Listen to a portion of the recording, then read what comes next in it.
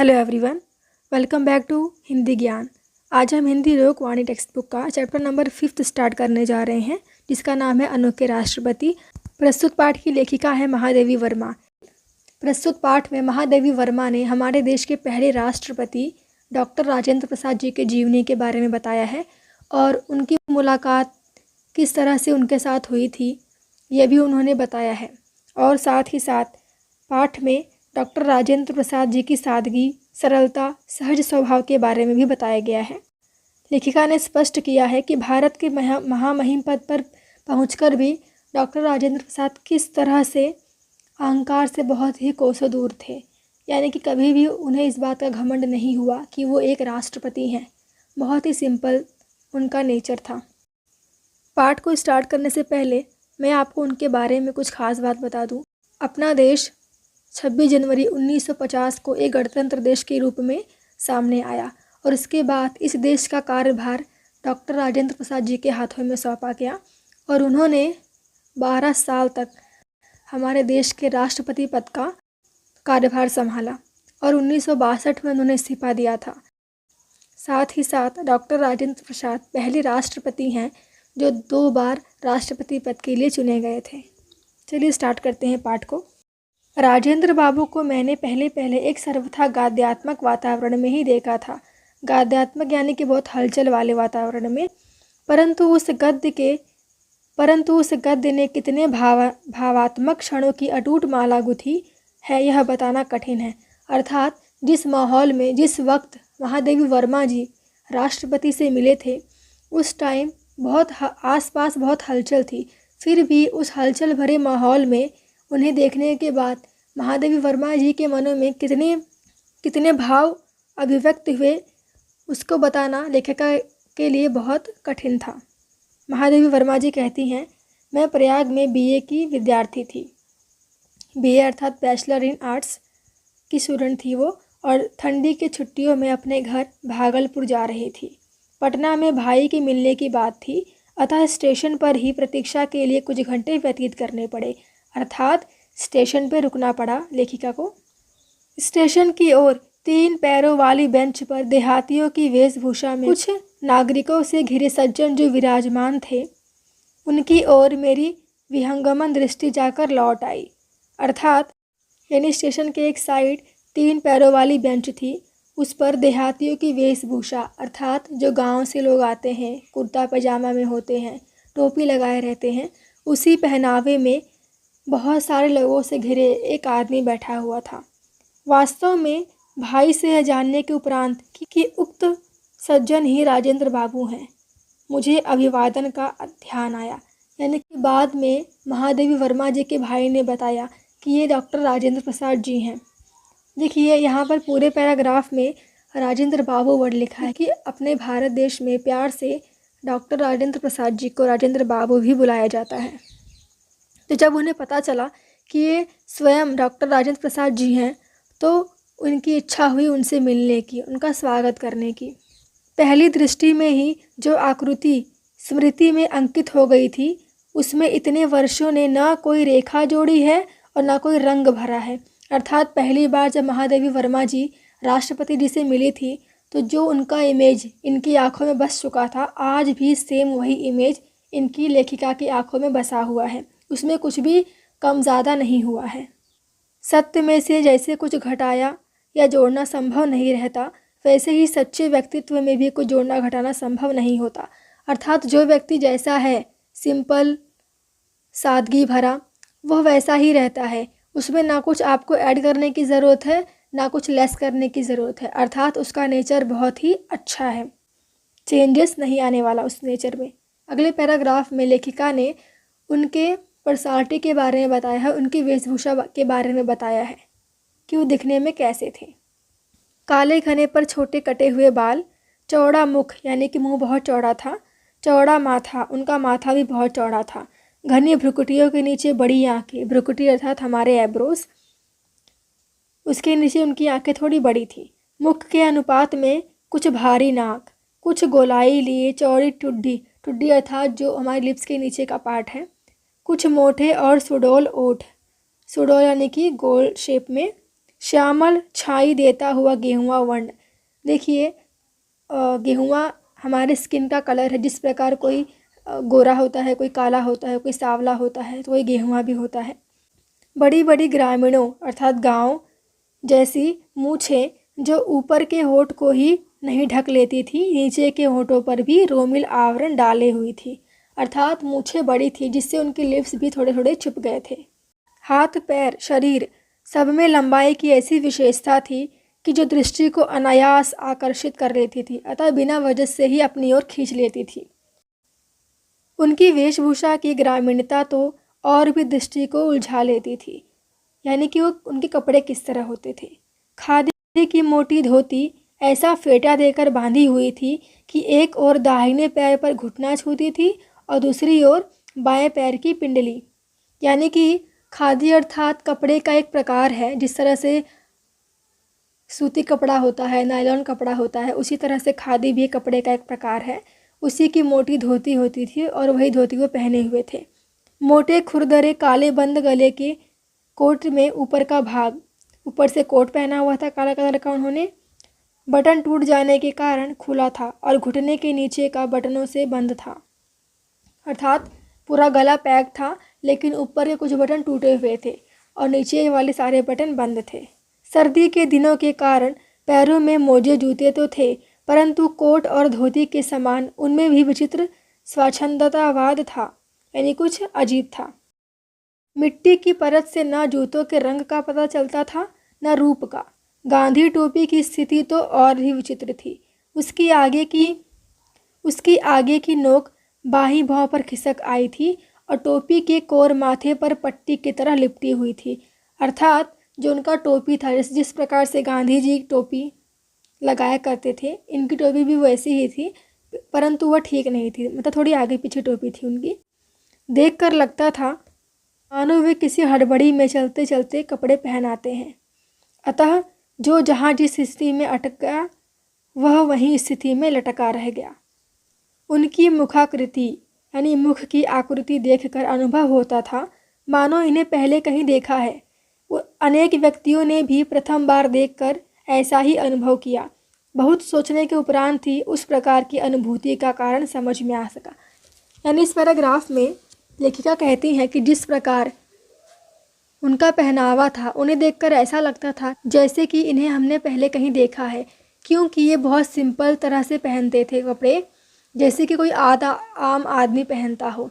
तो आम आदमियों को तो हम रोज़ ही देखते हैं, अतः ये भी उन्हीं की तरह छिप गए थे पहनावे की वजह से। राजेंद्र बाबू की मुखाकृति ही नहीं, उनके शरीर के संपूर्ण गठन में एक सामान्य भारतीय जन की आकृति और गठन की छाया थी। यानी कि वो प्योर इंडियन दिखते थे अपने पहनावे की वजह से, बिल्कुल ग्रामीण लोगों की तरह। अतः उन्हें देखने वालों को कोई ना कोई आकृति या व्यक्ति स्मरण हो ही आता था। जिस प्रकार से हम कहते हैं अरे ये तो उसकी तरह दिख रहा है, अरे ये तो उसकी तरह दिख रहा है। अतः राजेंद्र प्रसाद जी को भी देखकर लोग कहते थे कि ये तो उनकी तरह दिख रहे हैं, क्योंकि ये और लोग की तरह ही कपड़े पहनते थे, बहुत सिंपल लोगों की तरह। आकृति तथा वेशभूषा के समान ही वे अपने स्वभाव और रहन सहन में सामान्य भारतीय या भारतीय कृषक का ही प्रतिनिधित्व करते थे। अर्थात उनके जो फेस का जैसा उनका फेस था, जैसा उनका पहनावा था, उसी के साथ साथ जो उनका नेचर था वो भी बहुत ही सिंपल था। एक सामान्य भारतीय किस प्रकार रहता है, किस प्रकार बोलता है, और या फिर कोई भारतीय किसान किस तरह रहता है, उसके पहनावा कैसा होता है, सेम उसी की तरह ये दिखते थे। प्रतिभा और बुद्धि की विशिष्टता के साथ साथ उन्हें जो गंभीर संवेदना प्राप्त हुई थी, गंभीर संवेदना यानी कि दूसरे की भावनाओं को समझने वाला, वही उनकी सामान्यता की गरिमा प्रदान करती है। यानी कि सामान्यता वही चीज़, वही उनकी सामान्यता को गरिमा अर्थात गर्व प्रदान करती थी।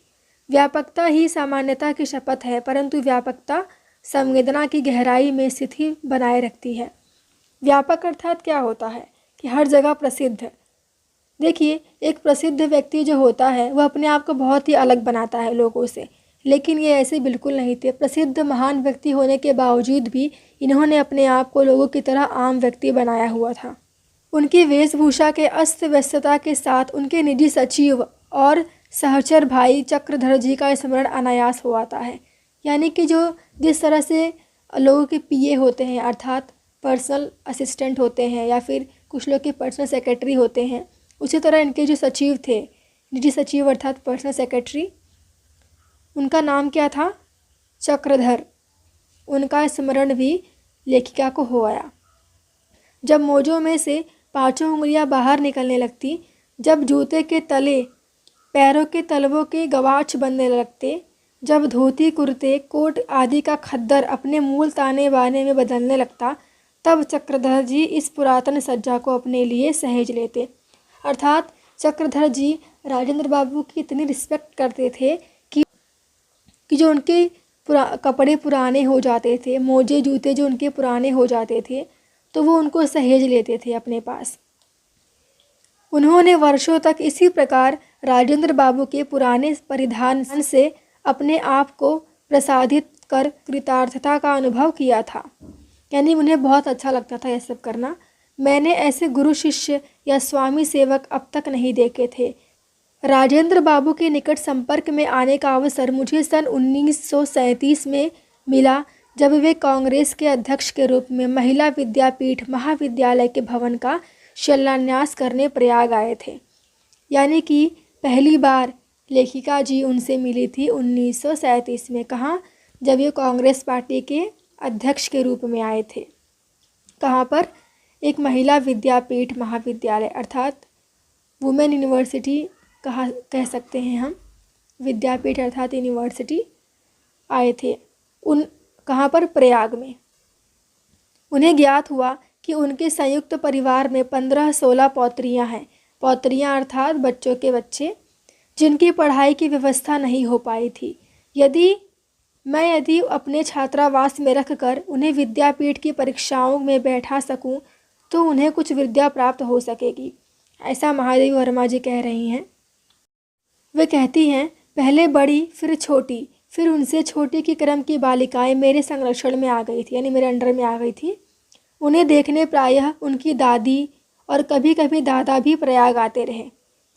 तभी राजेंद्र बाबू की सहधर्मिणी के निकट संपर्क में आने का अवसर मिला। यहाँ पर सहधर्मिणी अर्थात उनकी पत्नी।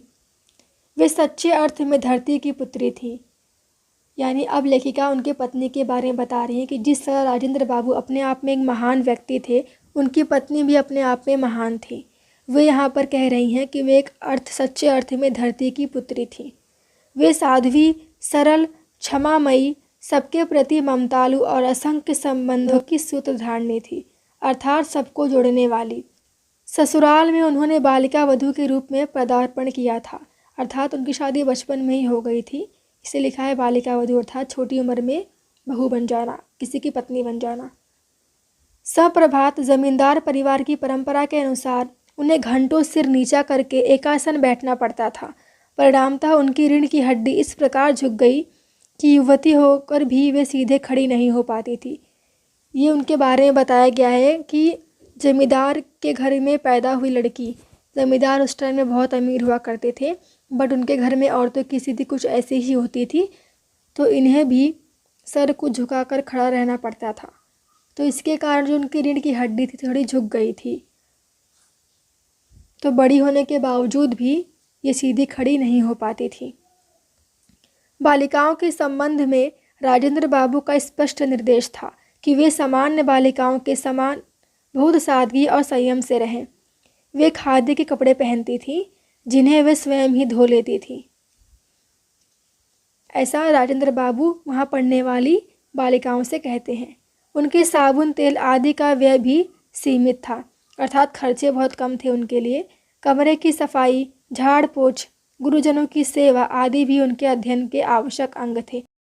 यानी कि उस महिला विद्यापीठ में महादेवी वर्मा जी किस तरह से बालिकाओं को शिक्षा देती थी और जो इंस्ट्रक्शन राजेंद्र बाबू ने उन्हें दिए थे वो सब के बारे में बताया गया है। उस समय स्वतंत्रता संघर्ष के सैनिकों का गंतव्य जेल में ही रहता था, अर्थात जिस स्वतंत्रता संघर्ष के सैनिक जो थे उनका जो ग्रुप था वो कहाँ था? जेल में ही रहता था। अतः प्रायः किसी की पत्नी, किसी की बहन, किसी की बेटी विद्यापीठ के छात्रावास में आ उपस्थित होती थी। देश स्वतंत्र होने के उपरांत उनमें जो कुछ दिल्ली चली गई और कुछ विशेष योग्यता प्राप्त करने के लिए अंग्रेजी विद्यालयों में भर्ती हो गई। केवल राजेंद्र बाबू अपवाद रहे, यानी सिर्फ वही रुक गए। उनके भारत के प्रथम राष्ट्रपति हो जाने के उपरांत मुझे स्वयं उनकी पौत्रियों के संबंध में चिंता हुई। यानी कि अब तो वे राष्ट्रपति हो गए हैं, तो जो उनकी पौत्रियां थीं उनका अब क्या होगा, उनके बारे में इनको चिंता हुई महादेवी वर्मा जी को। उनका उत्तर स्पष्ट मिला, महादेवी बहन, दिल्ली मेरी नहीं है, राष्ट्रपति भवन मेरा नहीं है। देखिए दिल्ली में ही राष्ट्रपति भवन था और डॉक्टर राजेंद्र प्रसाद जी वहीं पर रहते थे, इसलिए वो कह रहे हैं कि दिल्ली मेरी नहीं है और राष्ट्रपति भवन भी मेरा नहीं है। अहंकार से मेरी पौत्रियों का दिमाग खराब ना हो जाए, तुम केवल उसकी चिंता करो। वे जैसे रहती आई हैं उसी प्रकार रहेंगी। कर्तव्य विलास नहीं, कर्मनिष्ठा है। अर्थात मैं तो राष्ट्रपति बन चुका हूँ, लेकिन इस बात का घमंड मुझ में तो नहीं आएगा, लेकिन मेरी पौत्रियों में ना आ जाए, इसका तुम्हें ध्यान रखना है। क्योंकि कर्तव्य अर्थात मैं जिस काम के लिए राष्ट्रपति बना हूँ मैं उसे पूरा करूँगा, विलास के लिए नहीं, अर्थात इस पद का गलत उपयोग करने के लिए नहीं। उनकी सहधर्मिणी में भी किसी प्रकार का परिवर्तन नहीं हुआ, अर्थात पति के राष्ट्रपति बनने पर भी उनकी पत्नी में कुछ भी चेंजेस नहीं आया, कुछ भी घमंड नहीं आया।